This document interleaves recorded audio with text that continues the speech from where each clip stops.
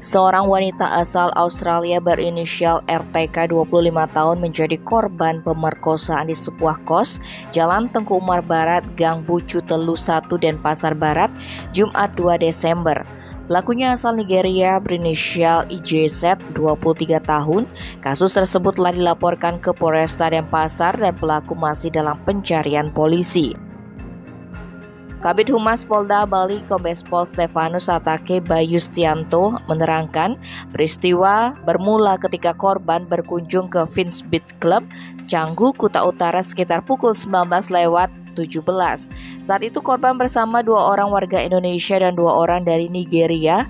Salah satunya pelaku, mereka minum bersama di klub tersebut. Pukul 21:30 korban hendak pulang. Dia diantar oleh 2 staf dari Vince Beach Club yang tidak diketahui namanya. Namun wanita yang tinggal di kawasan Legian Kuta ini malah diantar ke kos pelaku.